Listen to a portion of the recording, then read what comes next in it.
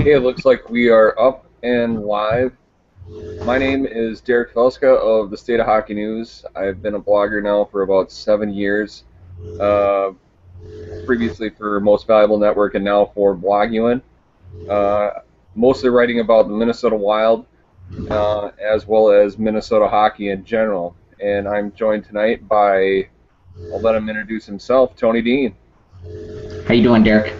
My name is Tony Dean. I write for Hockey Buzz, covering the Minnesota Wild. I also write for the Hockey Writers as well. I appreciate the opportunity. I'm very excited to begin a new medium here and providing um, some information and some draft uh, um, thoughts with regard to what's going to take place with the Minnesota Wild. So I appreciate the opportunity, and I'm glad to be able to see you. Sounds good. Tonight, I guess. Well, actually, last night we we did this inadvertently, and I guess we kind of can start it again. We've kind of thought of some topics to discuss about the Wild, which of course are currently swirling right now. And the first topic that we kind of wanted to talk about is kind of the big $64 question that's been kind of looming over the Wild almost the duration of the entire season, and it really swirls around former local star Thomas Vanek and what his acquisition, if we do indeed go that route, what that would mean for the team. So, Tony, if you could, please explain what you, I guess, would consider to be the Vanek butterfly effect for the Wild if he were to come here. So, um, what an interesting difference a year makes. On this side of it, under 2 weeks until free agency begins in the NHL, I think there's been a major swing in perspective on Thomas Vanek. I think coming from a point where the Wild traded for Jason Pominville and they included a number of assets. It ended up being Johan Larsson, Matthew Hackett, a first-round pick last year, and then a second-round pick this year. When you hear that package, you're thinking we traded for Thomas Vanek. And then the name comes out, and it's Jason Pominville. And I think Wild fans kind of, their jaws drop. A year and a half worth of Pominville, and you get to see that he is a talented player. He does a lot of different things. He just scored 30 goals this year.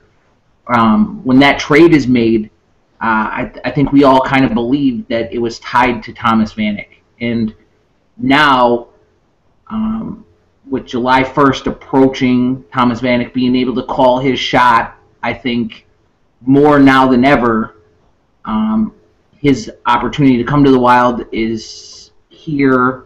It's relevant, and I think it's something that fans are dismissing because possibly he didn't have a great series against a team that ended up going to the Stanley Cup Finals. I think the butterfly effect of Thomas Vanek is there's going to be a price point, and Wild General Manager Chuck Fletcher has talked about a price point. I think the price point is going to be between $5.5 million and $6 million for a cap hit, and then the term is going to be between 3 years and 5 years. 5 years being the high end, 3 years being the low end. Maybe he gets more money for just 3 years, but if Thomas Vanek wants to be a member of the Minnesota Wild, I think that he's going to have the opportunity. The butterfly effect of Thomas Vanek signing here is that I believe Thomas Vanek is going to play with Mikael Granlund and Jason Pominville. What that'll mean is that the top six will then be rounded out by Mikko Koivu, probably with Zach Parise and Charlie Coyle. The top nine then becomes Eric Howla and Nino Niederreiter, and then a combination of people, possibly Jason Zucker, possibly Justin Fontaine, possibly Matt Cook. Maybe they go out and they sign another guy.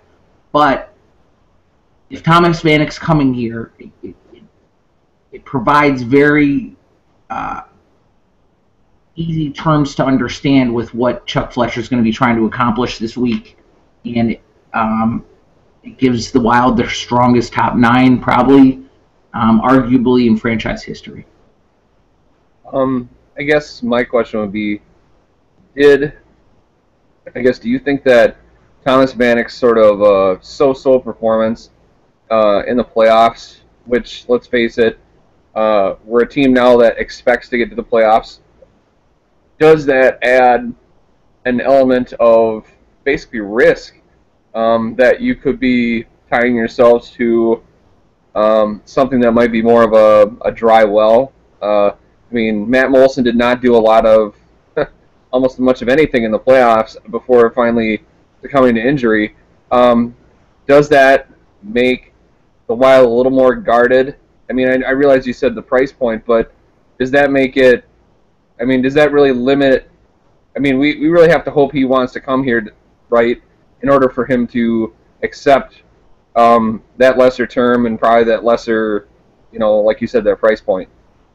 I think that's a great question. I think anybody that has apprehension about how Thomas Vanek's season finished, maybe his Olympic performance, his age, getting to see Danny Heatley go from 50 goals a season to, being a 7.5 cap hit on the fourth line. I think all of that is relevant. I think what Wild fans have to just be very honest about is that Thomas Vanek does score goals. He scored goals in every one of his stops this year. He was traded twice. He scored in Buffalo before he got traded. He scored in Long Island, playing on what was arguably the best line in hockey for a period of time during the season with Tavares and Okposo. And then he scored in Montreal. What happened during the New York series and the playoffs in general with Montreal, there's a lot of different things that happen and indicators. Thomas Vanek was playing fourth line minutes. He was playing with a guy that he said that he didn't have chemistry with. It's very easy to break down a guy and say he's not worth the money and he's not worth this, or there's a risk. I think there's a risk with any free agent you sign. What's great is we get to have this conversation today when two wingers came off the board today. Two goal-scoring wingers, veteran guys. And Callahan got a 5.9 cap hit over, I think, 5 or 6 years in Tampa Bay.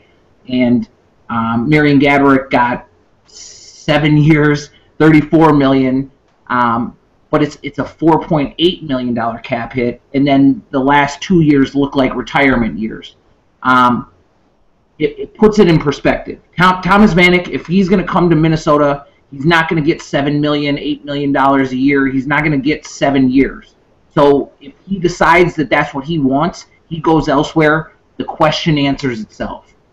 I think there's a great chance he ends up here. I think it ends up on Fletcher's terms. I think Fletcher's going to be firm in allowing him to know that he can come here, but it won't be at the expense of the future. With that future being mentioned, if you're Chuck Fletcher, do you let him negotiate that he has a no movement clause? If he's going to take between 3 and 5 years, sure. No, I don't see it. I don't see it as damaged, Derek, because Thomas Vanek is a player who's going to slot in with two very complementary players, and possibly, no matter who he plays with, even if he doesn't play with Granlund and Pominville, the Wild has a very complementary, all around 200-foot, hardworking, pass-first type of roster. I mean, Koivu's like that. Yep. Even Nino Niederreiter, who we believed would be, kind of a superstar dangler, that he was finding Danny Heatley for shots all over the ice.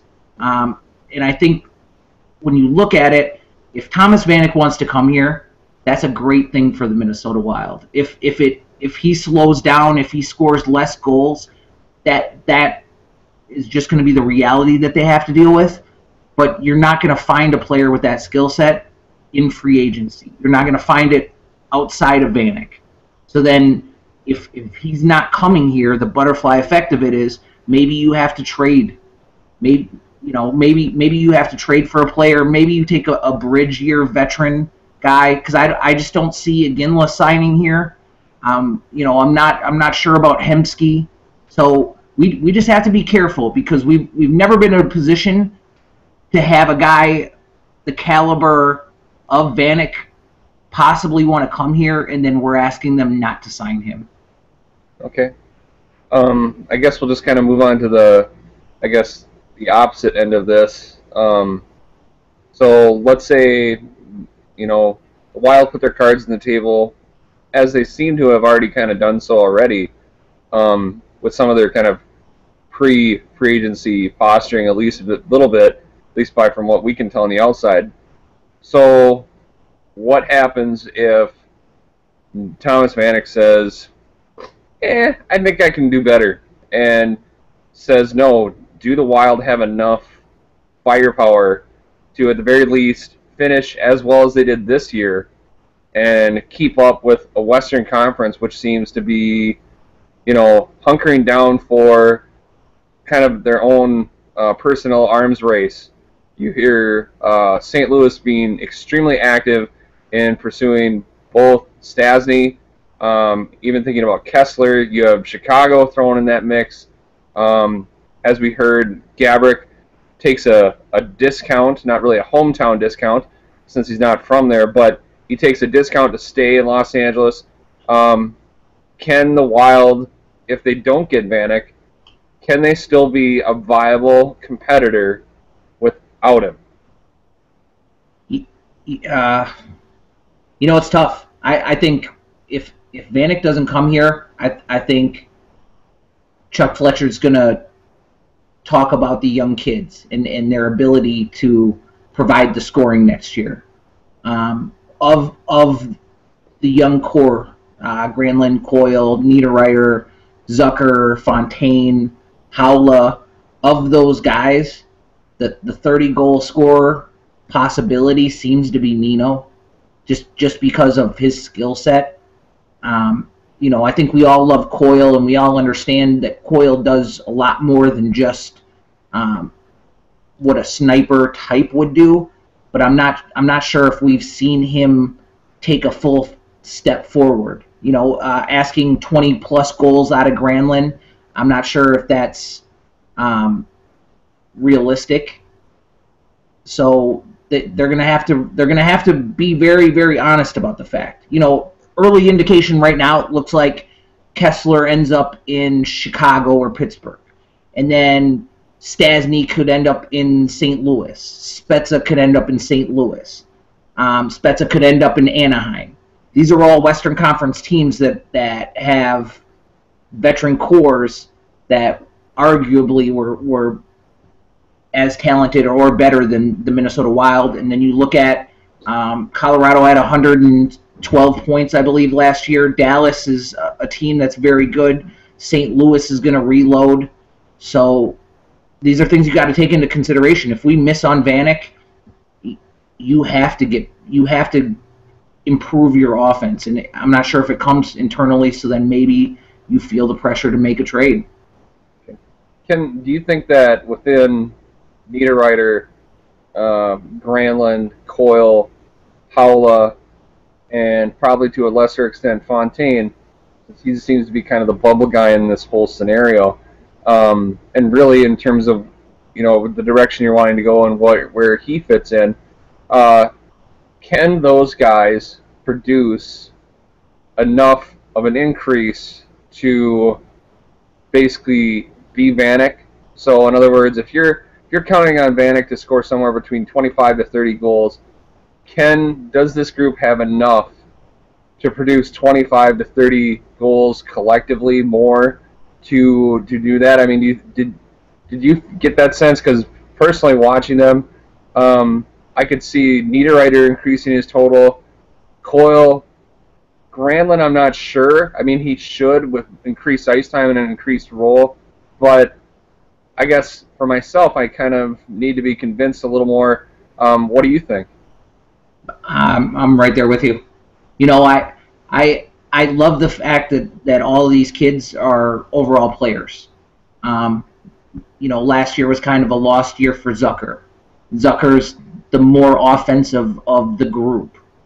Um, maybe you add Zucker to a third line of Eric Howla and Nino, and they take off.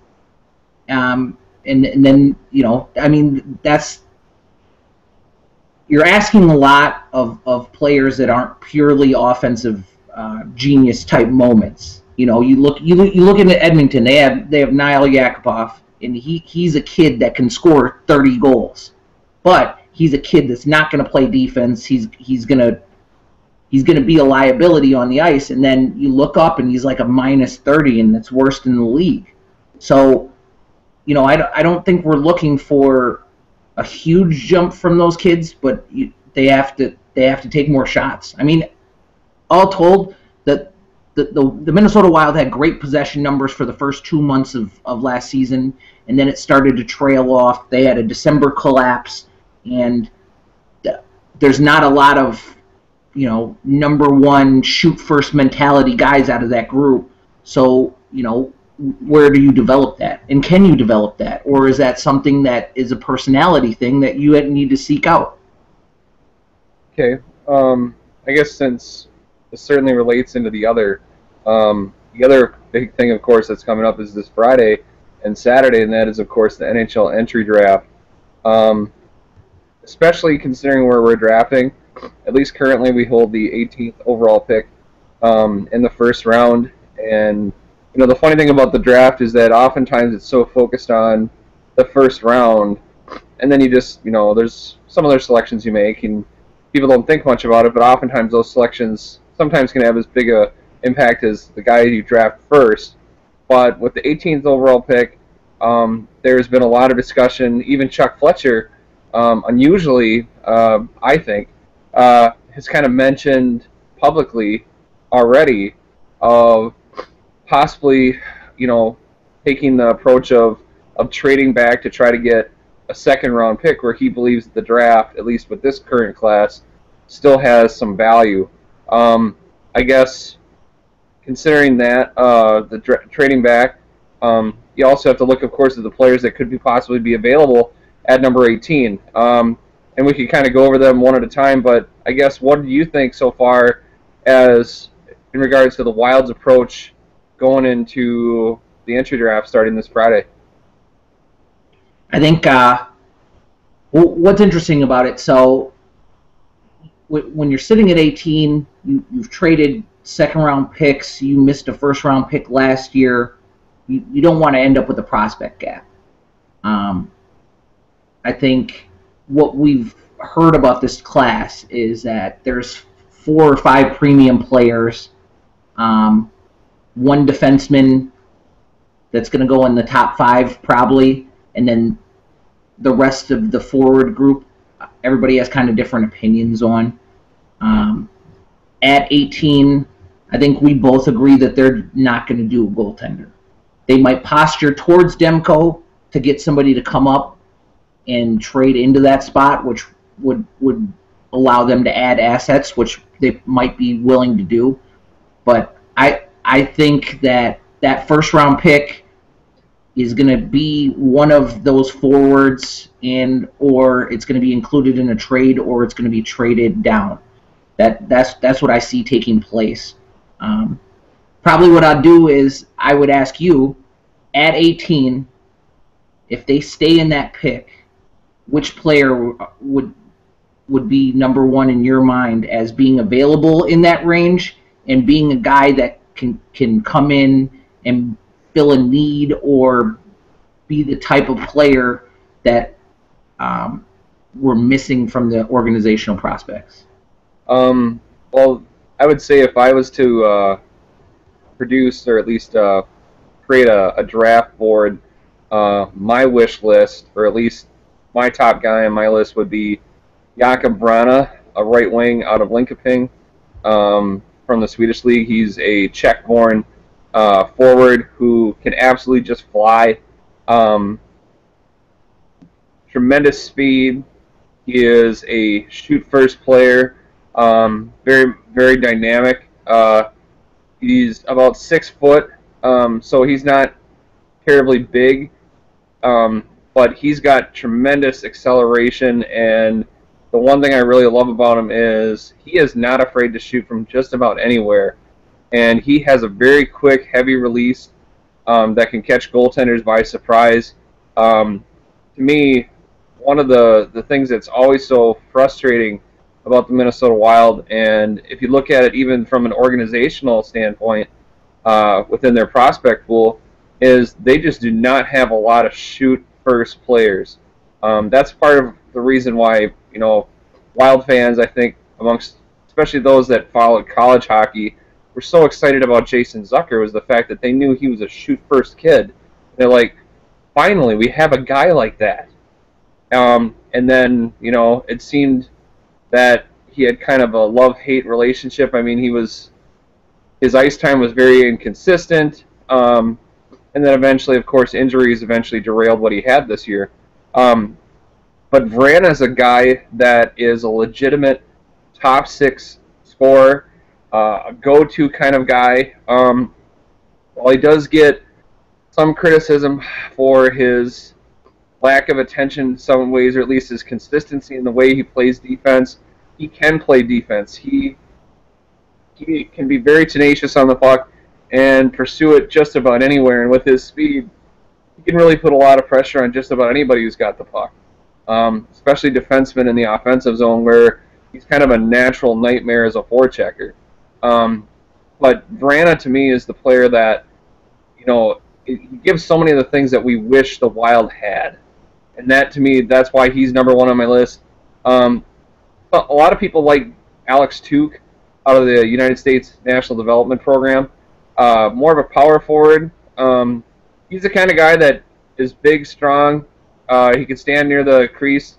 Whether it's Parisi, Granlund, or whoever, he could feed him the puck and he can just bang it in. I mean, he's kind of reminds me a little bit of Van Riemsdyk a little bit, as a big-bodied kid that can finish. My only thing about him is that he looked very good playing with two extremely good playmakers in the U.S. National Development Team. Jack Eichel, who's probably going to be in the top 4 next year for 2015. He is a phenomenal player. I wish the Gophers had him coming his way, but they don't. And then Sonny Milano, who's another guy in the mix that could be potentially there. Sonny Milano is a lightning-fast playmaker. Probably the thickest set of hands I've seen in a very long time. Can dangle all over the place. And that's really kind of his game. He loves to, he thrives in that one-on-one kind of confrontation. And there's, his highlight reels basically looks like one of those films where it looks kind of like a Harlem Globetrotters kind of thing, where he is just, he's making people look silly all over the ice. Now, truth be told, one thing that I haven't seen, and I certainly would need to be convinced about Milano, is he is more of a playmaker.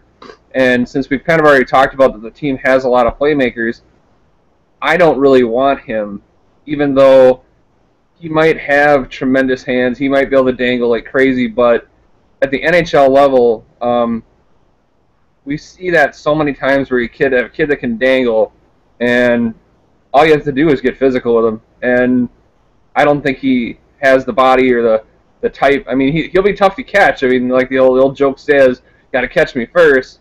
NHL defensemen can. They just can. They can cover space. They're big bodies, and that's what I'm afraid with him. So let me ask you about a couple kids that find themselves kind of in that same area as Milano, and maybe they're a little bit more scoring like Vrana, and that would be the Robbie Fabry and Joshua Hosang. So I've seen both of them. Wild fans seem to be excited about Hosang's top tier potential, and I was just watching the NHL Network mock draft, and they had us getting Robbie Fabry, and he looked to be a kid that, although he's a little bit smaller in stature, he can score some goals, and he does some exciting stuff. Robbie Fabry actually is a guy that I would have rated higher. he was my second guy on my list of forwards. Basically identified three needs. I'll be real fast about this. I really believe that we need a speedy goal-scoring forward first and foremost, and then goaltending, and then defense. But Fabry was my number 2 forward. He excites the heck out of me. Fast, dynamic. He is absolutely tenacious on the puck. His game really reminds me a lot of Zach Parise. He is all over the place, and while he may not be a big body, he is very pesky. He is super determined to get the puck. If he loses it, he will fight tooth and nail to get it back, and he can finish. He's a very good finisher, and he was a big reason that Guelph was one of the top scoring teams of the OHL. In fact, he also was the OHL playoff MVP when they won the OHL championship this year before going to the Memorial Cup. So he played big in big games. He did not have a great Memorial Cup tournament. He was a little bit muted compared to some of their lesser guys who seemed to do a little bit better. But he to me would, if we got him instead of Verana, I would be very happy because he is a player that is very effective. I mean, his offensive,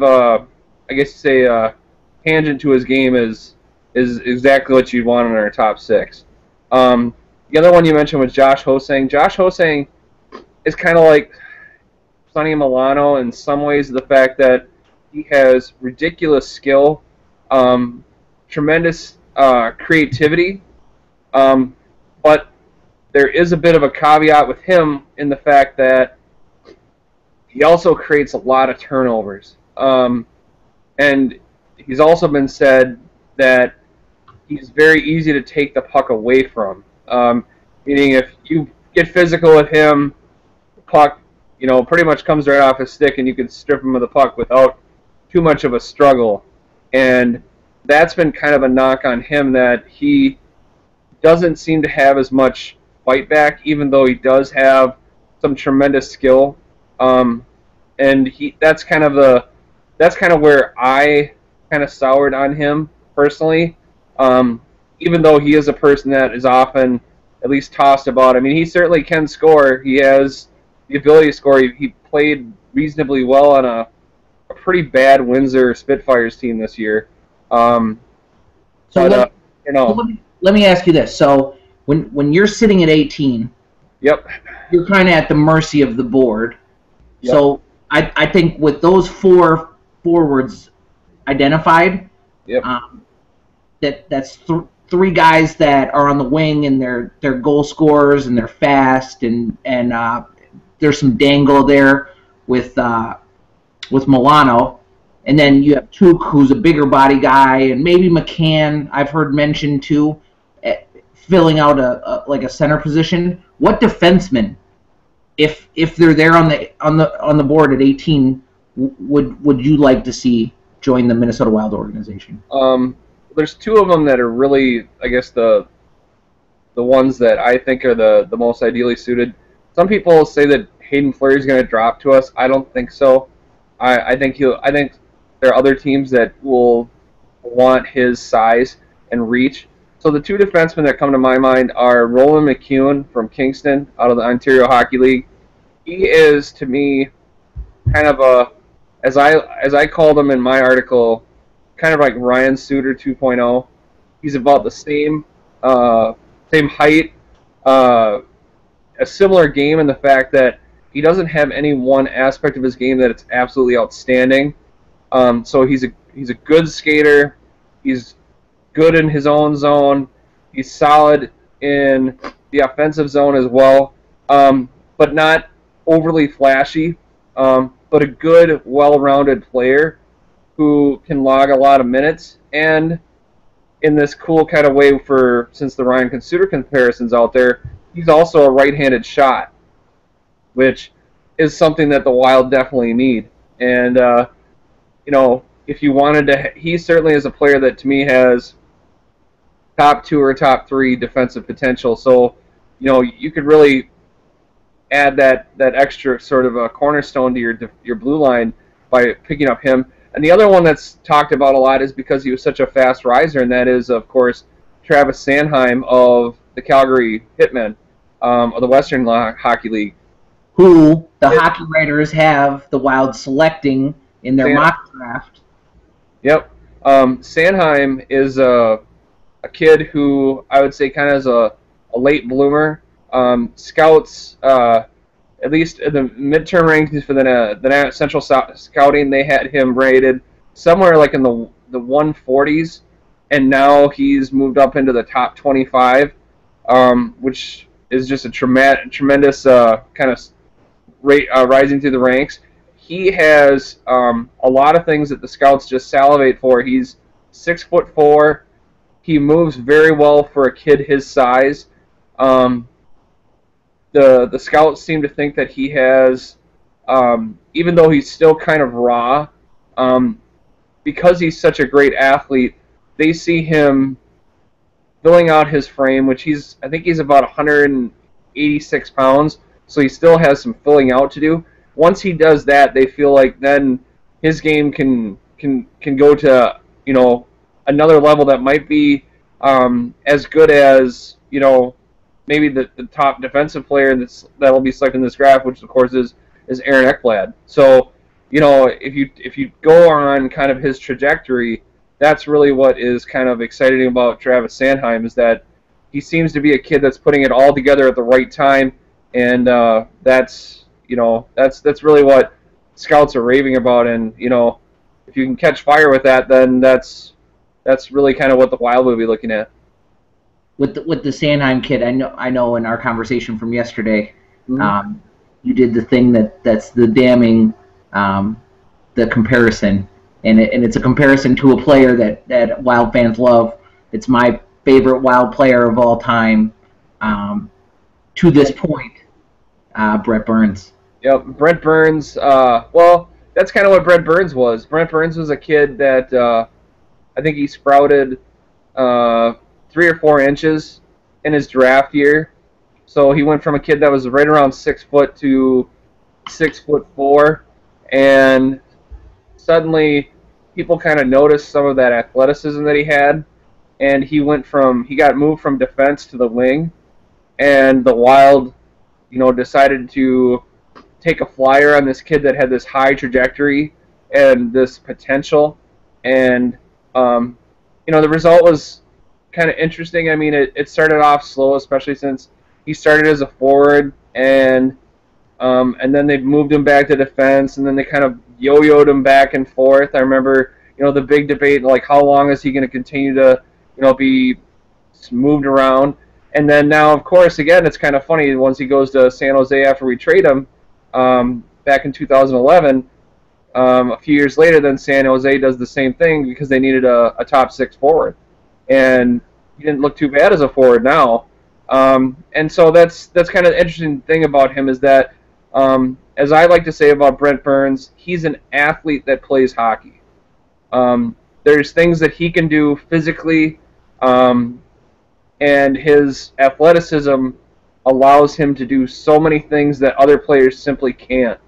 And that's kind of what I kind of see with Sanheim too, is that he is an athlete that is very raw, but he'll learn fast. He can pick things up, and that's really, I think, what the scouts and teams like, is the fact that you have like this sort of like radioactive clay, and you can create a superhero out of him if you, you develop it correctly. That's kind of what we should hope with Burns. So Sanheim, he's playing in Calgary for the Hitman and we just signed an overage player from there. I think his name is Brady Brassard, right? Yep. So there's probably a good opportunity for them to take a long look at Sanheim and have a good idea. As there would also be, just to play that game, there had also been a really good opportunity to watch Robbie Fabry since we signed Zach Mitchell as well. Interesting. I like that tie. Now, I think what we should do now. So, my name is Tony Dean. I'm a writer for the Hockey Buzz. I write about the Minnesota Wild. I don't generate rumors. I don't create rumors. I don't make a buzz sound like I've been accused of by some fans on the internet of another fan site that I won't. I'll just not say their name. They know who they are. I love you guys. I'm talking with Derek Felska from the State of Hockey News. I think what we'll do is we'll transition here and we'll talk about the state of the roster at this point. Okay. Let's talk about where the forward groups are and the roles. Okay. Well, as I see it, I mean, depending on if we do land Thomas Vanek, in terms of looking at the Minnesota Wild, I personally still like Mikael Granlund in that top center role, although now if he's going to play in the second line with Pominville and Vanek, then I guess then by default you go the Mike Yeo way, which would be Koivu, Parise, and Charlie Coyle as your top group, and then those are your second, your third being Eric Howla, Nino Niederreiter. I would probably put Matt Cook in that role because you wanted to have a little more sandpaper, and then in your fourth line role, Kyle Brodziak, who at least by what is being muddled about by Pierre LeBrun and others, the Wild are supposedly shopping him big time right now because they don't want to pay, I think, $2.5 million for a fourth line center. So you have Kyle Brodziak. Also in that mix, of course, would be Justin Fontaine and Cody McCormick if he chooses to re-sign with the Wild, which it looks like he seems to be interested, and so are the Wild so far. So that's kind of how I see the lineup so far, at least, and how it's shaking out. Other people in the mix, of course, would be, if some of the youngsters, other youngsters like Jason Zucker, can come back from knee surgery. He certainly is in the mix. Question is whether that's third line, and I don't think he would be any good in either a bottom six role. Unfortunately, he hasn't demonstrated to me that he has that versatility to his game. Even though I love the wheels, I love the willingness to shoot, I love the attitude, but I just can't see him being an effective third line guy. I see him getting put in the doghouse and then watching from the press box. So, what we're kind of looking at before we know the direction of Fletcher's plan, sure, is that at different times last year, he had the top line together, the assumed top line of Koivu, Parise, and Coyle. That seems to be one of his defaults that he feels safe with. To finish out the end of the year and in the playoffs, we saw a lot of Granlund with Parise and Pominville, and that line seemed to be able to keep up with each other with regard to skating, with regard to possession. Pominville and Granlund are very, very capable at finding each other all over the ice, in addition to putting the puck on Zach Parise's stick, and his work in front of the net is kind of what's made him a world-class grinder. He scores in the dirty areas. He bats pucks out of the air. He deflects. He bangs the puck off the wall 4 or 5 times and gets you on the 5th opportunity. Mm-hmm. What I see going forward is that they've talked about the big line. So they play Coyle with Nino, and they play Koivu. And that's their big guy line, and that's a line that's tough to play against, and they're strong, and they're able to cycle around the boards, and they can go to the net. That's been talked about as well. A lot of what will take place next year, we don't know because we don't have the full picture of what's taking place. What kind of seems to be foregone conclusion is that with Jason Zucker, he needs to be playing in the top 6, or he needs to be playing on a skilled line. In a position to contribute offensively and then possibly get better or more responsible or do enough to stay out of the doghouse and in the lineup, which, scoring goals always solves that issue. So there's a number of contingencies. Let's just say that Thomas Vanek chases money, goes elsewhere, and you return with basically this core group. Do you see any possibility of Jason Zucker being on a third line centered by Eric Howla and possibly with Fontaine being a more skilled line, and then the fourth line and whatever line Koivu is centering, bookending it with like a defensive role? So it would be a Brodziak, Cook, and let's say Ballmer, because I'm a huge Ballmer fan. He gets healthy and he's ready to hit people and be an agitator. Or McCormick, we resign him. So the fourth line, it's a fourth line, but they take on a more defensive role. They're more of a shutdown line. Yeah. Could you see Yo adjusting kind of his strategy to that, looking to generate the scoring without signing a big name like Vanek? I think that's actually a really good possibility, because obviously if you can't land the big fish you're after, you're going to have to find a way to do it internally, and I think in the playoffs that's kind of what played out. The Howell line, to me, ended up kind of becoming our de facto second line, in my opinion, and we started to actually see them getting more and more shifts because they seem to be the line with the hot hands. And Howell's play and his speed certainly became kind of a quick strike thing that really, teams had to think about that. Especially short-handed. This player, and I think if you add him with Zucker, who also has loads of speed, that could put a tremendous amount of pressure on teams. And the other thing, that's not really being said about Justin Fontaine is that Justin Fontaine has already worked pretty extensively with Jason Zucker when he played with him in Houston. Justin Fontaine and Jason Zucker were a pretty formidable tandem. I watched them last year when they were with the Arrows in Milwaukee, and I saw a couple different games between the Houston Arrows and the Milwaukee Admirals. In the first game, Justin Fontaine looked completely disinterested. I think he was feeling that the team was never going to call him up. Maybe he was feeling a little sorry for himself. But then in the next game, it was literally the Jason Zucker and Justin Fontaine show. And they pretty much just torched the Admirals, which had always given the Arrows fits.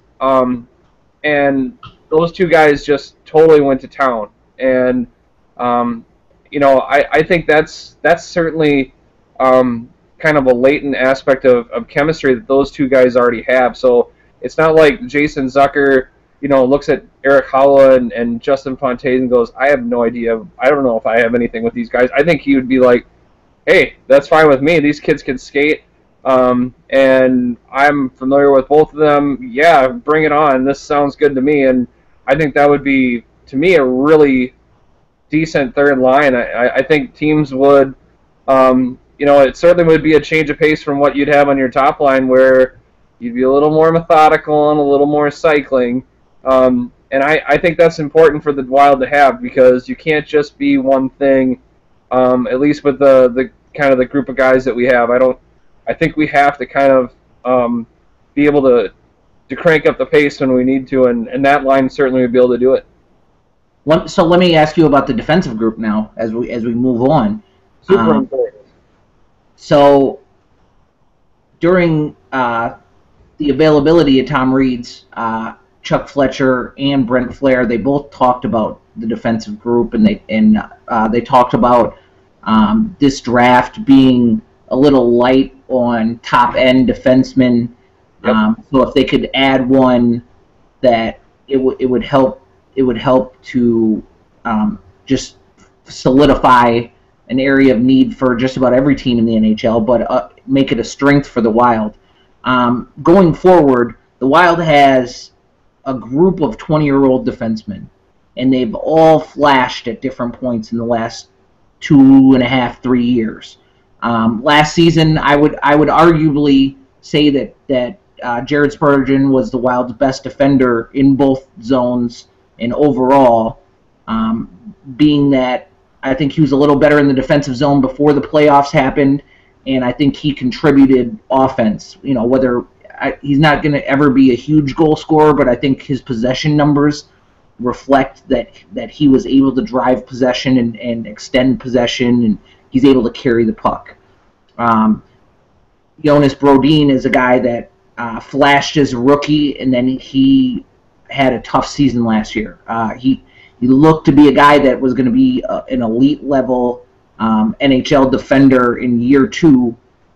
He took a clearing, a dump-in attempt off of his face, shattered his cheekbone, and he seemed to be a little gun-shy, a little shell-shocked. Lots of turnovers for the rest of the year. Nothing too dynamic. We had the oldest player in that group, Marco Scandella, who was a second-round pick from the previous regime.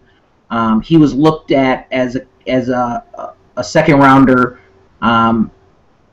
that would be able to play a two-way game, and he had some dynamic end-to-end stuff in his game. Last year we saw him stay at the NHL level after spending the previous year almost entirely in the AHL and being passed up by these younger defenders.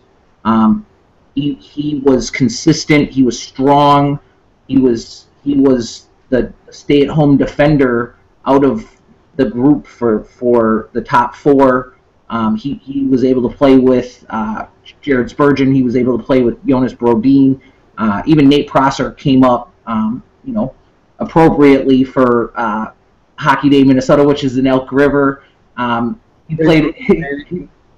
He played some top 4 minutes, scored some goals, played the hero role, which was very interesting to see. We've added Christian Folin. There we go. Well, Elk River love represent. Little dap for us. We possibly will resign Clayton Stoner, who they're talking to. I mean, Clayton Stoner could also get money to go elsewhere, and Clayton Stoner could get an offer that the Wild will pass on because they have so many young defenders so close, and then they might look to Nate Prosser. If they sign Stoner, then Prosser probably signs elsewhere. They also took a flyer on Jonathan Blum, who was a 2007 first-round pick of the Nashville Predators. He's more of an offensive defenseman, but he went down to the AHL, and he was the baby Wild, the Iowa Wild, Des Moines player of the year for his work in community. So he was able to take not making the NHL roster. He was a valuable member of the organization. He got a 15-minute look at the end of the season, although he didn't make it in the playoffs. Out of those young players, do you see us as having a top-pairing defenseman to pair with Suter next year, Game 1, or is that a need for the Wild? I personally think that's a big need. Jonas Brodin, unless he has to obviously add strength. There were points where he was physically manhandled, and I think the other thing that got a little disturbing, even beyond from some of his turnovers that he seemed to have after he got injured and came back and seemed to want to get rid of the puck. I mean, it was almost like a live hand grenade on his stick. There were times where some of his positioning was even a little bit questionable. I can recall more than a few goals that were scored where he's kind of wandering around the Wild crease, and he's not marking anybody. And he's kind of there, and all of a sudden I see him and his back's turned, facing the goal, like going, oh no, it went in. Well, thanks for the help. And that to me is a player that may have, either is afraid to stick his nose in there for fear of what could happen physically in terms of being injured.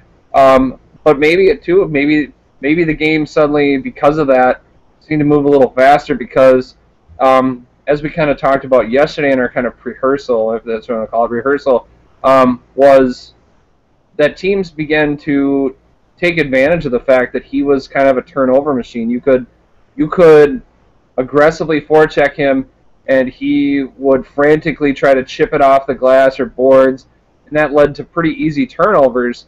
Um, instead of having that poise where you almost look like you'd have a guy draped on him, and he was like, "It's okay, I can find a guy with a pass, get this breakout going," and he seemed so calm, and that's basically kind of departed completely.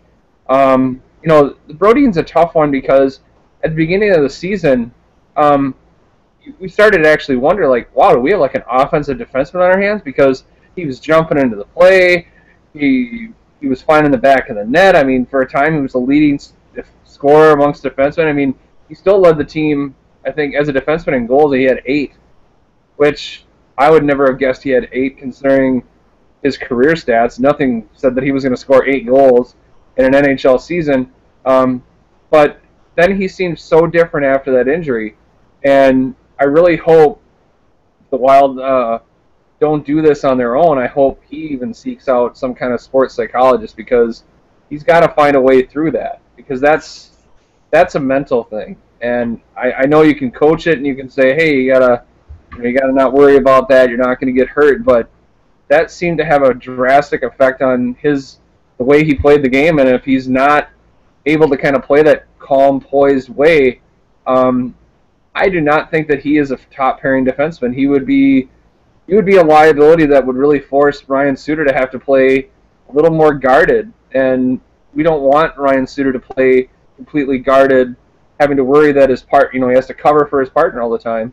So to me, that's why, at least at this point, you need to maybe strongly consider adding another top 2 or top 3 kind of guy, and that's why Matt Niskanen's name's being rolled around so much, and that's why he is considered another prime target of the Minnesota Wild, is the fact that he's a kid that might be able to play those kind of minutes. And let's face it, too, the other thing, of course, about Matt Niskanen, apart from his local connections being from Virginia, Minnesota, up north in the Iron Range, he is also, of course, a right-handed shot, and that's another thing that the Wild blue line desperately needs. And so, Jared Spurgeon, too, is another guy who he had some brutal things in the playoffs. I think my wife wanted to about kill him. She tweeted rather loudly about how much she did not like Jared Spurgeon's game. My dad likes his game. I personally am kind of a little indifferent about him because, especially when dealing with teams that have a plethora of big forwards like Chicago, I felt that he became really exposed, especially for his lack of size. And, he looked all of the 5'8" he probably is. He looked tiny. He looked like a gnat trying to stop a freight train. And that is a problem, especially if you're going to put that player out there in all the big important situations. And so that's another reason why I don't trust Spurgeon as much to be, again, a top pairing defenseman. He has a great hockey mind. He certainly has some great instincts, but I'm just not sold that he physically can be that, if he has the physical acumen to be that top pairing defenseman. So that's why I look for Niskanen myself. So I think we're in complete agreement with regard to both Spurgeon and Brodin, because they've both shown, I believe, top 2 ability at times. Yep. But they've also shown that there's flaws or there's limits with regard to their game. For Brodin, obviously, when you get your face broken, you're a 20-year-old kid and you're undersized anyways. It's gonna affect your season, and it's tough to show up, be 19 years old, probably have a Calder type season, even though he got jobbed on it. Yes, he did.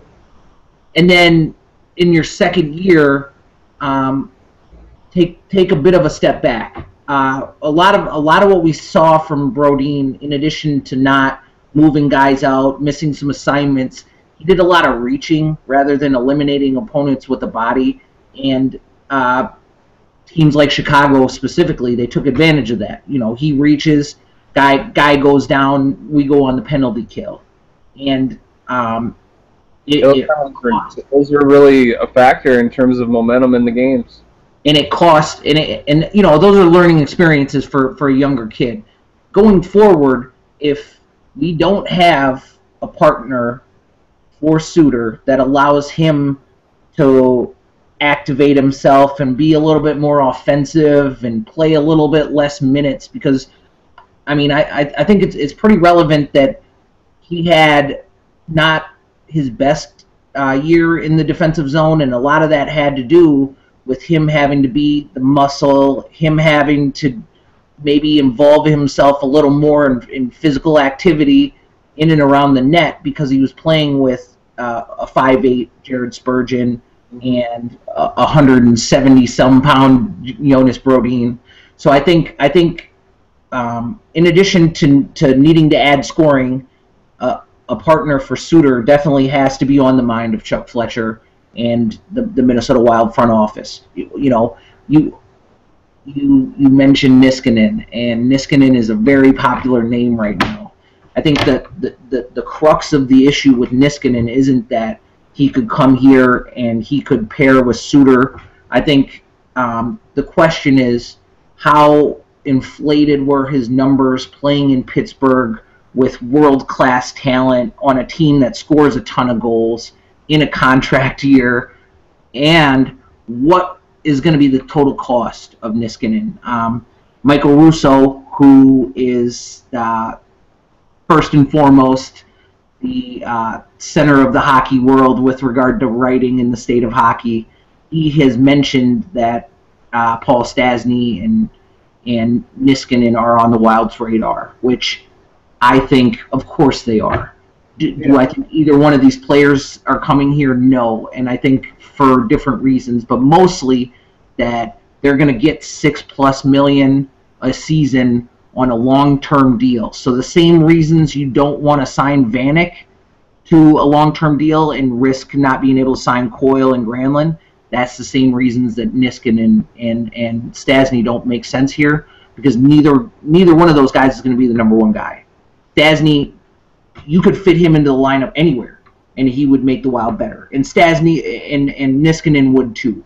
But you're not going to pay Niskanen as much as Ryan Suter or more over the length of a long-term contract. And if you bring Stastny here, then are you going to trade Mikko Koivu? Are you going to move Granlund to the wing? Because if you're talking about trading Mikko Koivu, I would be all for it. No, I know you would. I know, and then and then my fan club, the headline will read, Tony Dean from Hockey Buzz has a hot take, and it has to do with trading Mikko Koivu. And I just don't see either one of those players getting what they're going to get with regard to their value on the open market here in Minnesota, because it doesn't make sense with our grouping. That's why, I keep going back to Vanek, because, I've been committed to him mentally, as I think we all have at certain points, and he fits what we need. Not that we couldn't use those players, but I don't think Niskanen's coming here. One of the players that I've been interested in, not to say that he's available, but I think he would be an interesting veteran bridge gap, would be Brian Campbell from Florida. Is he available? What does it take to get him? Would Chuck Fletcher be willing to move, let's say, Jared Spurgeon in a trade for Brian Campbell, who would come here and pair with Suter, and then you could slot in the younger players behind them?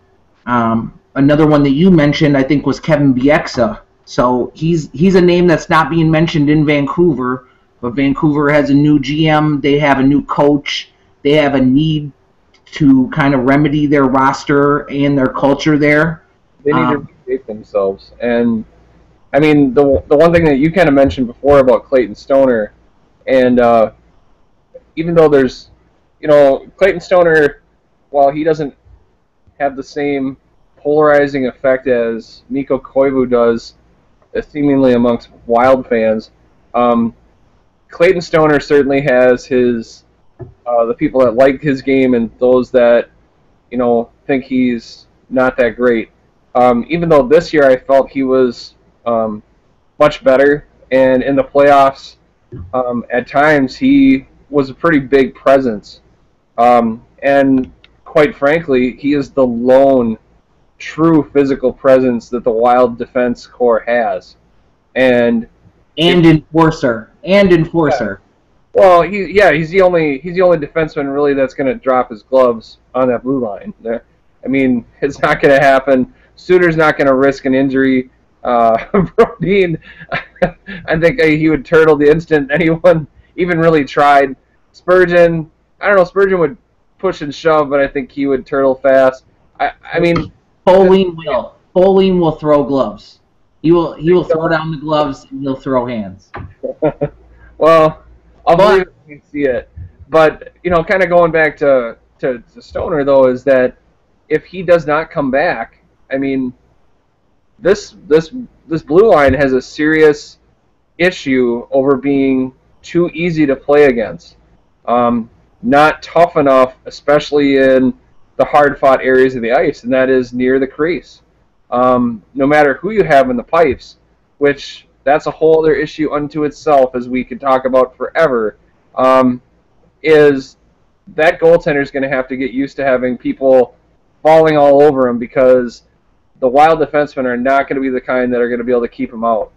And that to me is why you almost have to sign Clayton Stoner back, especially if you have no other plan or at least ability to get another guy with some snarl, some edge to his game. Kevin Bieksa is the guy that I like personally, just because I think things have soured pretty significantly in Vancouver. While he certainly is a guy who, let's face it, Vancouver discovered Kevin Bieksa. No one really knew anything about this kid from Bowling Green. That's really who gave him a shot and then made him a household name in Vancouver. But he's the kind of kid with the attitude and the snarl to his game that I would love to see in our blue line. And there's other names out there, but the thing is, they're older guys. I've heard Willie Mitchell's name thrown out. He's 38. I know. I mean, 38-year-old Willie Mitchell, while certainly a Warrior, and more power to him for winning another Stanley Cup with the Kings. And a former Wild, and he has ties here. Yeah, I mean that's kind of the game that you're playing with that, but I don't know. I just don't think that that's going to have the same impact. I mean, you want a guy that will be there a little while. Yeah. Willie Mitchell has maybe a year or two tops.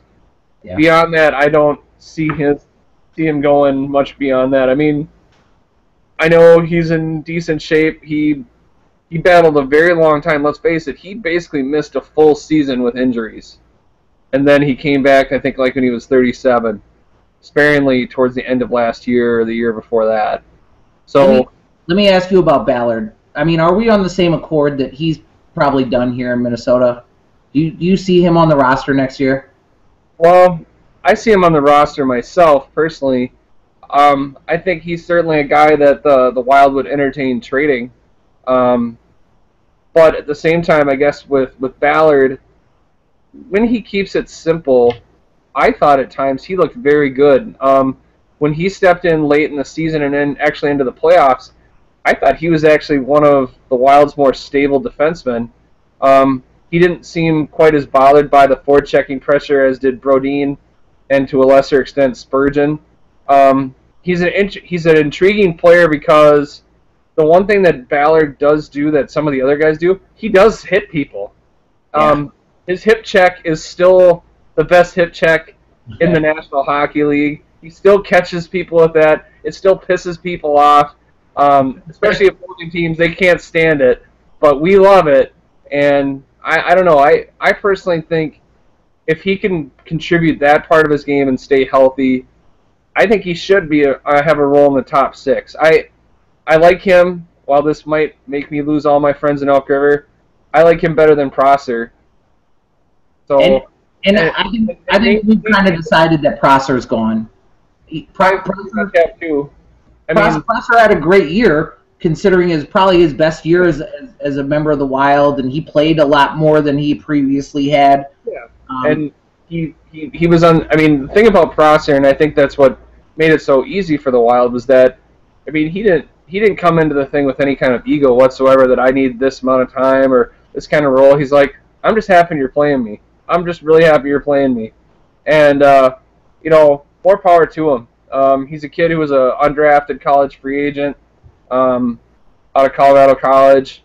I've watched Nate Prosser since he was a sophomore in high school, and at my hometown in Elk River. And I wish nothing but the best for him. But I think with Folene being added, who's 6'3", who is more of a true two-way defenseman who can play both in the offensive and defensive zones, that I don't know how you really have a spot for him now. The only way you would re-sign him is if you wanted some minor league depth, so you could have a guy you could call up on the ready. But they kind of already have that with Jonathan Blum. And Jonathan Blum, to me, I thought, again, also looked better than Prosser because he seemed to be a little more comfortable with the puck, especially at the point. Jonathan Blum was originally drafted by the Nashville Predators as an offensive defenseman. He was an excellent offensive defenseman for the Vancouver Giants back in in the Western League when they won a Memorial Cup. Also, the first California draft in the first round. But he is to me, I thought he looked confident, and I thought, the other thing is about him, like we said before, you mentioned he was the most valuable player on the Iowa Wild this year, and I think it might have been man of the year. Selfishness, huh? I think it might have been man of the year. Yeah, right, the man of the year. He had like a humanitarian award for he did a lot of charity work. Yeah. But he also was one of Iowa's, by far, one of their most consistent players. So he played the role of the good soldier. He didn't go to the minors and be like, I shouldn't be here. I don't care about you guys. I should be in the NHL. He did everything that you can ask of him to be worthy of that call up. And he didn't complain about not being called up. So we're up against roster numbers though. So you have it slotted out. You have what they finished with last year. So you have Suter with Spurgeon. You have Scandella with Brodin. You have Folene with either Blum or Stoner, and then you also have Ballard. So that's eight defensemen right there. So I'm having 8 defensemen though. And that I'm making the assumption that Folene makes the NHL roster because I'm a huge Folene guy. Okay.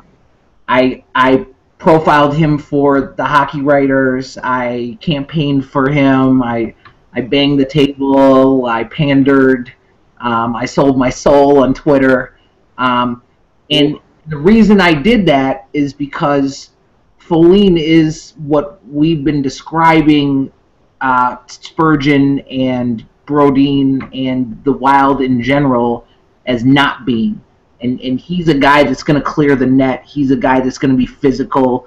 He's skilled enough at 6'3", 200-some pounds to be able to skate with the puck, be able to connect on long passes and break out of the zone. He is not an overly offensive player, as he's kind of a late bloomer developer type, but his shot is known to be heavy. He gets it on the net. He even shot a puck through a net last season in UMass, which kind of led to his legend. So if we're looking at it, I really truly wonder what takes place with Ballard and what takes place with Stoner and what takes place with Blum. Because if Blum's getting a one-way contract, that's one less spot. And then, maybe Stoner doesn't make sense. If they're able to get Stoner back, which I believe is their priority, because he played very well as a third grouping as his third pairing. He is more defensive. He's a bigger guy, and he's a guy that's gonna, take a run at somebody if the situation calls for it. I think that maybe Ballard finds his way into a buyout scenario or a trade. That bottom of the roster is going to be a shuffle. It could be the case that Foligno starts at the AHL level too. That's what I see with Foligno. It was a damn shame to me that the CBA rules did not allow him to play at least some more games with Iowa, and it was also really unfortunate that Iowa was so awful that it literally finished last place in the West, so there was no extended time for development, which to me, that would have been really helpful for Foligno. Some other of our youngsters got some late season time with the Iowa Wild, and to me, he was a guy that I wanted to see go there, see the pro game a little bit more than what he saw, and briefly just I think was he in one game with the Wild. That's kind of that to me. I would want to move him along, in a measured way. That way, I think that's the best way to do it instead of saying, well, we like your size, we like some of the intangibles that you have. We're just going to throw you in and see how you swim. I don't think that we need to put ourselves in that situation. So, to me, that's where you stick with Ballard, and then if Foligno seems to be a guy that, why do we have this guy in the minors? Then that's when you make a move. Kind of like, if you think about it, that's kind of what ended up happening with when we moved Zdeno Konopka, because we had somebody that we felt we needed to move up, and so someone's got to move out, and you put them on basically waivers, and you let them be taken by whoever wants them, and to me that's kind of the role you play with that. Or the other hope, of course, too, is that then Ballard proves to you that he can be a stable guy, and you win either way. So to me that's the smart way to do it, instead of shipping somebody out and then finding out maybe you have an injury or something in preseason training camp, and all of a sudden you're like, crap, now what do we do? And then you're trying to give ice time to somebody you really don't think is quite ready yet. So then, the last but not least, the goaltending situation. So at current, we have two veteran goaltenders under contract for next season. That would be Nicholas Backstrom, who has 2 years left on his deal at $3+ million a year cap hit, and he's over 35, so that changes the dynamics of the buyout and the contract. And then you have Josh Harding's Hope Harding, who has 1 year left, and he has a very reasonable contract. I think it's under $2 million for 1 year, and all indications are that he is going to continue his hockey career despite battling complications of multiple sclerosis. And then we had the emergence of Darcy Kemper, who is a restricted free agent, and it is widely believed that he has earned and will receive a one-way contract, meaning you're entering into training camp without a move taking place this summer with 3 goalies on your roster. Sort that out for me, Derek. Well, personally, I guess I don't think Darcy Kemper's earned a one-way contract yet. While he played very well, if you do remember when he got his first chance, he had that game where he couldn't stop a beach ball and he gave up like 6 goals to the Blackhawks in like less than a period, and like his goals against average was at one point like 13 goals against, and and then he settled down and calmed down, and then found, I guess you'd say, his game again. The thing too with Darcy Kemper that is the sticky spot, or the kind of the tricky area for this, is that his durability, despite the fact that he's 6'4", to me, there's a little bit of a history there already that we've seen that's a little concerning. Um, Whether you're talking about the AHL last year, injuries played a role in his season. He did not finish the whole season in the AHL. And then last year, of course, in the playoffs, I thought he got some rather marginal physical contact, yet that still led him to being concussed. And when a player, you know, can be concussed so easily, if you think about like as it was the case with like Pierre-Marc Bouchard and things like that, that's a concern to want to really commit yourself to a guy that if you have a Gabriel Landeskog just charge the net and run him over, oh, there goes Kemper, he's out, and that you're done. I mean, so to me, I think that you still offer him a two-way contract, and how you frame it to him is, look at our situation here. If we have Backstrom and Harding and they're both healthy, we've already had them committed. If we can't move any of them, then, we can't carry three goalies. And Okay. so you're going to play there. There's a very good chance that you'll still get called up eventually. I mean, look at the last few seasons. We've been a regular goaltending carousel because of the unknown status of Harding. How long can he play? Backstrom certainly has been shaky.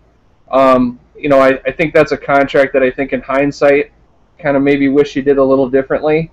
And I think that Kemper provides part of that conundrum because of, I don't know if you feel like you can give him that security and say it's a one-way and then, because I don't think Craig Leopold wants to spend and have a kid playing in the minors making NHL money.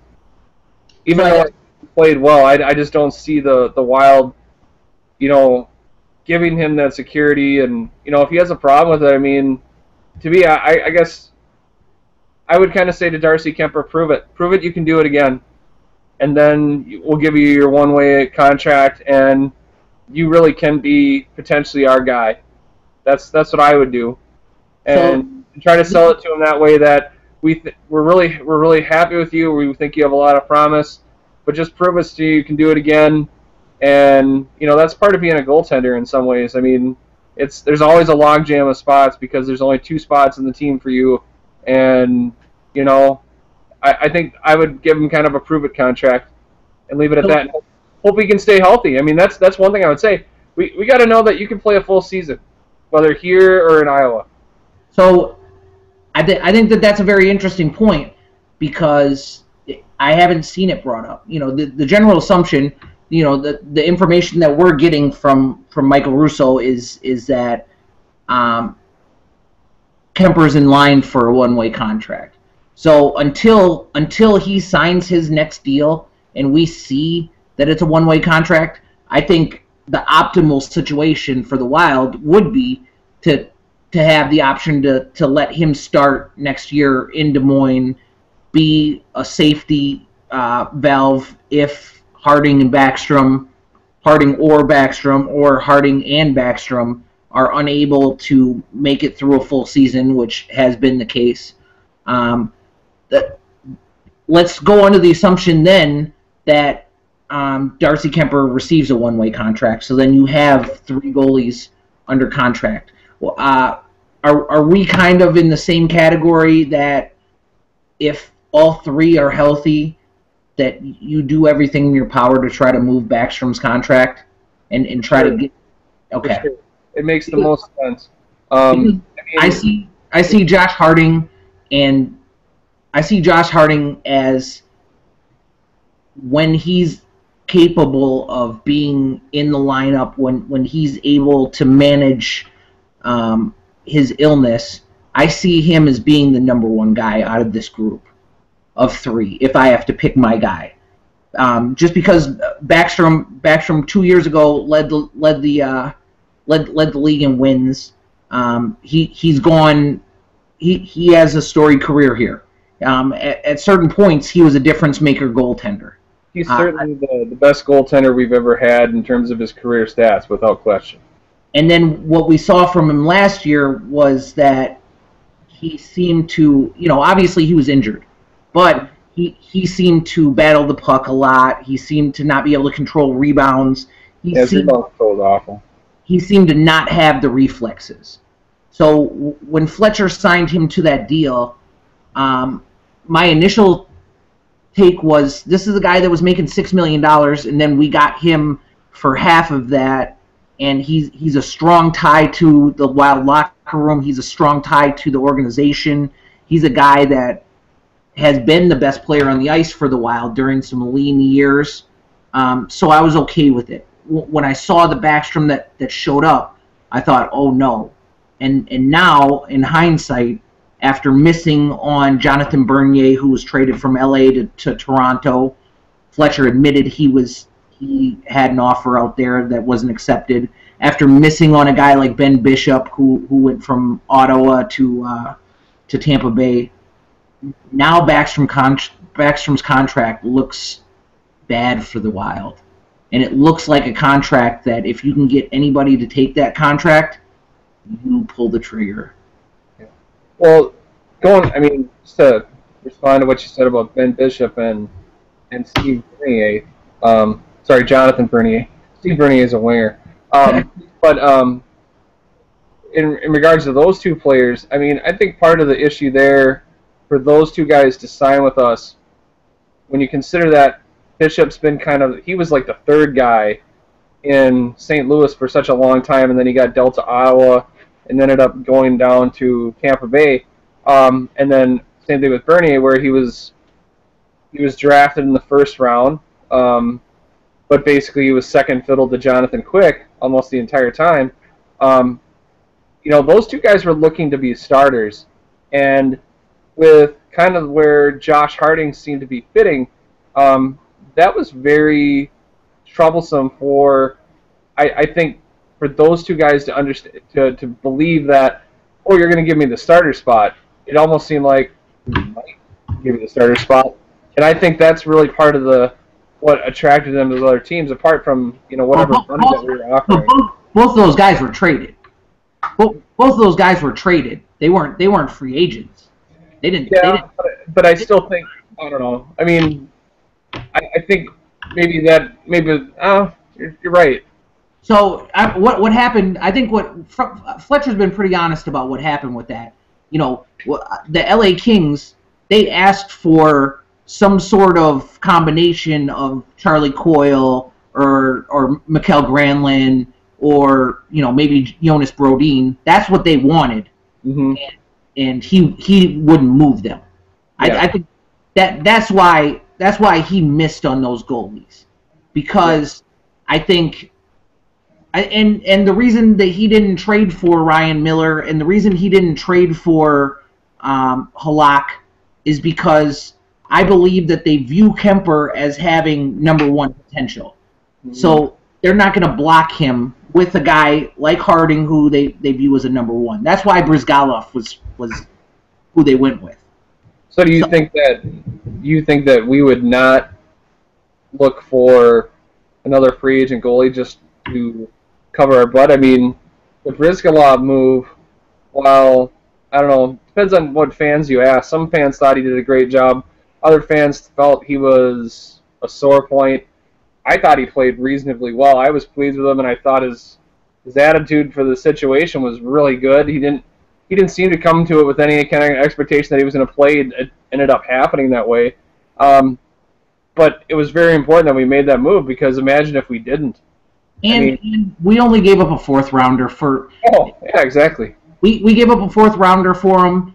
I guarantee you, every time they got on the phone with somebody about Miller or about Halak, they mentioned the same group of guys that Wild fans don't want to give up for anybody. In any trade rumor, in any sort of trying to figure out how you get better as a franchise that's taken place over the last 2 or 3 years, the list of players are the same guys that Brent Flair and Chuck Fletcher have fought to bring to Minnesota. So instead of trading those guys, you look at the Pominville trade. They identified Kemper as having potential. They moved Hackett. They had a guy like Eric Howla, who ended up being the best player on the Gophers. They gave up Johan Larson. They gave up fringe guys out of that group. And then you look at the Molson trade. In the Molson trade, they traded Torrey Mitchell and a second-round pick this year and a second-round pick in 2016. I mean, that shows a clear avoidance to include any of their young core in a trade. And when you operate under that set of circumstances, you're not going to be in the ballpark for Jonathan Bernier or Ben Bishop. So I think if they sort out Backstrom and they include him in some sort of deal, and you come into the season with Harding and Kemper as your 1A and 1B, as long as they've decided that Harding has his MS in a manageable state where he can at least be in a timeshare with Kemper, I think that's where I would like for it to go. If for whatever reason Josh Harding and the organization kind of decide that it's just not something that they can commit to, and maybe he transitions from hockey to some sort of role within the organization, I could see Backstrom and Kemper being here. I could also see a trade for a goalie. One of the ones I floated, and I get savaged for it because he's not healthy, but Cam Ward. Cam Ward's a guy that won a Stanley Cup. He's in his 30s. He has a contract that if you're giving Backstrom back to them in that deal, which they might just do, I wouldn't mind Cam Ward and Darcy Kemper in an apprenticeship and seeing if Kemper is the number one guy. If we don't have our number one goalie on our roster right now for the next 2 or 3 years that we're in a cup window, then you gotta get it from outside of the organization. And all of this is going to have to be decided between now and the beginning of the season. Would you also agree that Mike Yeo is going to have to, at the very least with Josh Harding, adjust the way that he normally uses goaltenders, meaning normally he kind of rides the hot hand. He'll keep playing that person over and over again until they lose, and then he'll switch. With Harding's health issues, does that make you have to be more of like the way it used to be when the Wild started, where basically you flip-flop between Manny Fernandez and Dwayne Rollison almost, it was just like a different, starting pitcher each night, and play it more 50-50 truly, just for the sake of trying to prolong Harding's time with the Wild instead of, wearing him out and then putting him in that risk of course, yep, now he's out because he's got to adjust his meds because he's been pushed too far, and now, his health basically mandates that he cannot. He's got to address that, and so, we're not likely to see him again for the rest of the year.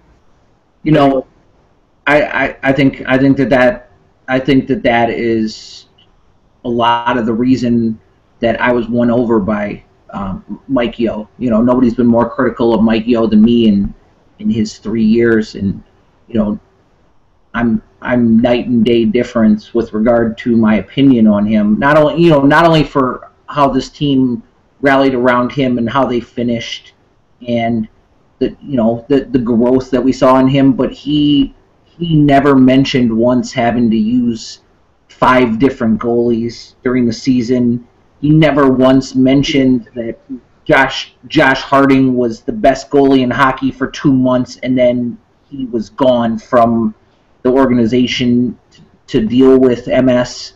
Josh Harding proved his loyalty before even we knew about a diagnosis of MS, coming back here with a stated goal to become the number one goaltender for the Wild. The MS diagnosis is heartbreaking, and I'm not sure a lot of fans understand. But this is a guy that's earned patience, and he's earned the trust of the organization, and so that contributes to he has a year left on his contract, and if he's decided that his career is going to continue, then I think that they're going to allow that to happen. You know, the elephant in the room and kind of the dark side of the moon on that issue is, you know, you are in a cup window, you are in the Western Conference, that's a loaded conference.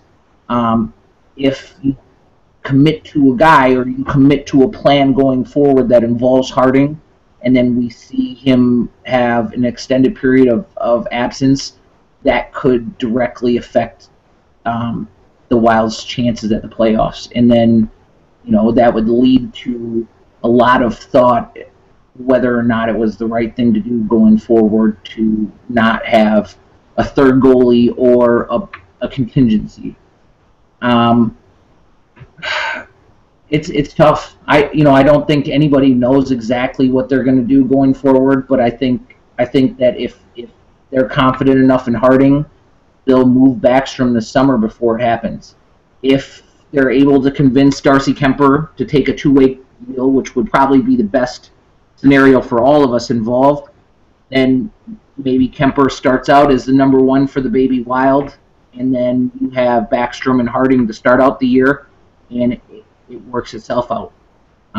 What a compelling storyline. I think, you know, we talk a lot about Vanek and the Vanek watch, but I literally think the decision-making process on the goaltending is more important because the Wild is not a high-scoring team, and this is a team that depends on kind of stifling opponents that have high-flying offenses to win games. You know, it's definitely not Jacques Lemaire's trap, but it's a team that showed that it can frustrate a team like Chicago in the playoffs. You know, they slowed down arguably the fastest team in the NHL, Colorado, and they beat them in 7 games despite, you know, unbelievable obstacles in their way. So I think the goaltending position is the one in free agency, in the off season, before we line up opening game. That'll be the most compelling to see how they deal with it. I would say that's, you know, I would say maybe in some ways that was the reason that wasn't the first thing we talked about, perhaps, is because, you know, throughout all of the goaltending changes, that the team seemed to play more or less the same as it had, no matter who was there.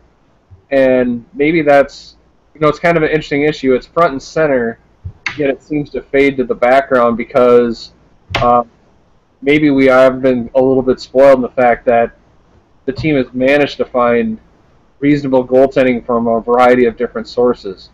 And, you know, it is very interesting to see how that all unfold. And I have no doubt it'll be an evolving story throughout the entire season, because it certainly was this year. I mean, it was, to quote a certain soap opera, like sands through the hourglass, so are the days of our lives.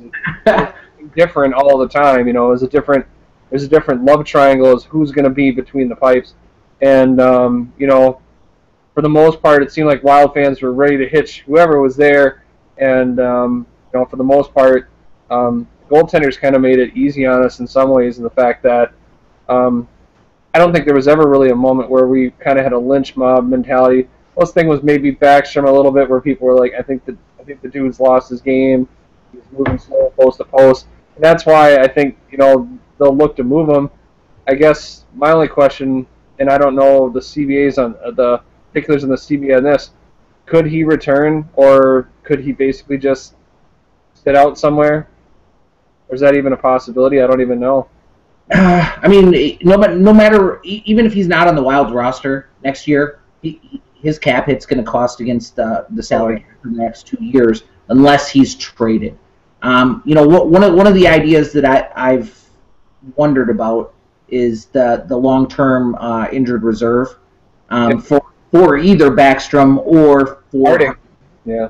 And you know, that'll be an avenue. honestly, until we get word from the Wild, until Chuck Fletcher has something to announce about the goaltending, I think all of it's valid. I think all of it is a possibility, and I think nobody wants to close the door on Harding, because this is a guy's dream. This is a guy he's worked his entire life for it, and he deserves patience, and he deserves the opportunity, because multiple sclerosis is just a bastard, and it's uncharted territory also for an NHL goalie. So I don't think any of us is qualified to explain why he can't do it. I ultimately hope that he can do it. To wrap up here, my name is Tony Dean. I write for Hockey Buzz. I cover the Minnesota Wild. I also write for the Hockey Writers. You can follow me on Twitter at TonyDeanTHW. I'm speaking with Derek Felska from State of Hockey News, at State of Hockey News on Twitter. I think, to wrap up here, give me your free agent acquisition prediction, your player selected at 18, and if there is a trade that takes place that would upgrade the Wild, give me the player that you would like to see. Well, free agent acquisition, the one that I think is more likely, just because I think the sweepstakes for the forwards will be more difficult. Vanek's the easy play. I'm going to say Matt Niskanen ends up being the guy, just because I can see the Wild selling that very well. The whole another one of us comes back. And I always roll my eyes at that, but I can see that already being sold, just as it was with Matt Cullen before him and Mark Parrish and all those guys before him. But then I guess the guy at 18, I'm going to say Jakub Vrana for my own selfish purposes, that I think he fits what the Wild need. I would also be very happy with Robbie Fabry for sure. Very happy with him. And then I guess for a trade, I don't know. I would kick the tires a little bit with Vancouver. I really would. I think they're a team that knows it's in the midst of a very long rebuild. There's going to be a lot of changing faces, and the way, if they need to convince Kevin Bieksa to think of a way out, is, are you going to be okay by the time they get things back together again, or do you want to have a shot to win now? And I think personally, as a guy I think he's in his early 30s, I think he'd want to win now. And I would kick the tires. I would talk to Trevor Linden and see if there was something that would interest them. I mean, the one thing is, we're not in their division anymore. Yeah. That used to be the big thing before. You're not going to trade somebody in your division. We're not anymore. And, we have the prospect pool for the Canucks is yuck. There's not a lot there. They signed forwards last time, so they might be interested in some of our defensemen, if that's something that they want, because that's our area of our greatest, I guess, say, depth, prospect-wise. And so maybe you can swing a deal that way. And to me, Kevin Bieksa adds a lot of the intangibles that I really think that could really boost the blue line. And I don't know. I mean, the question then, of course, then is, if you can't, if that's kind of, to me, kind of a plan B if you can't get Niskanen. If you can't get Niskanen and you make the trade, or you get the player to play in the forward core like a Vanek, then I would start kicking the tires for Bieksa big time, because I think you want to strengthen yourselves at both ends, and that's it. And I guess my little question to you to wrap this up is, does Chuck Fletcher keep Ilya Bryzgalov on speed dial, because we could need him in a heartbeat? When the trade deadline was taking place, I had a very reactionary encounter with the news that Martin Brodeur was coming here. There's a lot of rumors being floated that I think you wanted to come. that he wanted to come, that Zach Parise was advocating for it, that this would be his window to get a Finals Stanley Cup and ride out and be the hero. I did not want that to take place because I'm a Kemper advocate. I When Kemper's playing at the top of his crease, when he was stealing shootouts, when he went on his run, that's the type of kid that was the goaltender of the year in the WHL with Red Deer. That's the type of kid that beat out a third-round prospect and a legacy prospect in Matt Hackett. That's why he's in Buffalo right now. So because I view Kemper as the heir apparent here when it's all said and done as the number one goalie, I spoke with Eklund on the phone. He does exist. He is real. He does talk to people. And some of the people he had talked to spoke about a Chuck Fletcher connection with a previous Anaheim goalie who had been very successful. That ended up being Ilya Bryzgalov. Bryzgalov is a guy that also had an opportunity to hear from the Wild while he was playing, I believe, in Las Vegas. And he ended up signing in Edmonton. He came here. Bryzgalov is everything that probably people explain him to be. You know, he's an odd individual. He has a different personality. But I think he was really, really good for the Minnesota Wild. You know, there's the famed meetings in the desert where Mikko Koivu and Zach Parise and Suter and the mystery member of the leadership council ended up being Ilya Bryzgalov. And they had one-on-ones with each member of the roster. And then all of a sudden, there's a different attitude and projection of the team. I think I would welcome Ilya Bryzgalov back if and when the situation called for it. I enjoyed the trade. I'm not an advocate of Ryan Miller to come here. Not that Ryan Miller isn't a talented goalie, not that he doesn't have the connections. You know, he's an easy one to rumor. You know, Jonas Hiller's another one where he's going to be available this summer, so you dump Backstrom, you tell Harding he can't play anymore, and then sign Jonas Hiller. That ends up being a very fan take on it. I don't see those guys coming in here. Jonas Hiller is going to get money to be a starter somewhere, or he's going to be in a timeshare at least, and I don't think that's here. So I would always welcome Ilya Bryzgalov back because of what he meant to the team. Ilya Bryzgalov wasn't Crawford, and he wasn't Jonathan Quick, and he wasn't Lundqvist. And maybe if Kemper doesn't get hurt, maybe Kemper's in that Chicago series. But Ilya Bryzgalov was a vital part of the concoction that allowed the Wild to go on the run that they did. He didn't make every single save that he should have, but he was a polarizing figure. He helped with the young kids, and he handled himself like a gentleman. And I think you can't ask for more out of trading a fourth-round pick and avoiding trading players that we've come to know and love.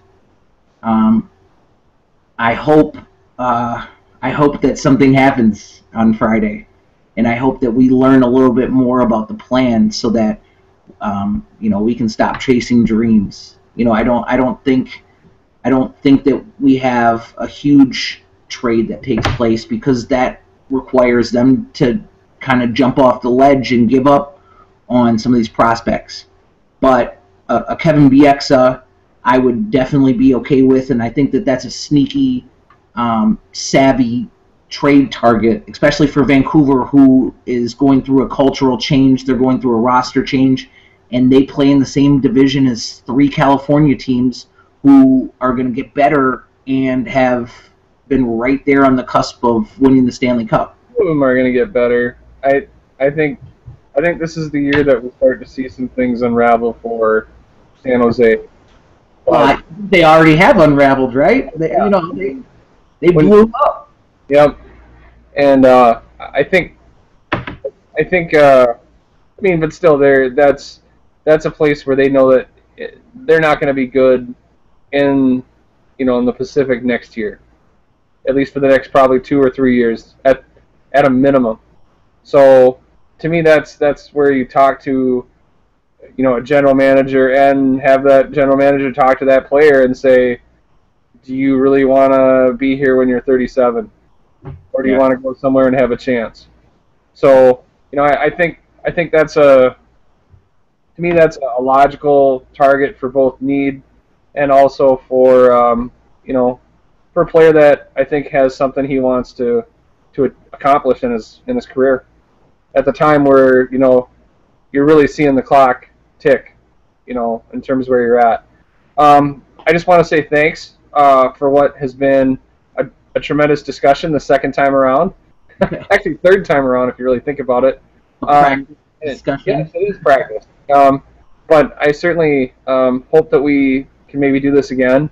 And I guess we'll find out from kind of our audience out there what you guys think of this. And I certainly would encourage anybody who's watching this to leave us kind of your feedback.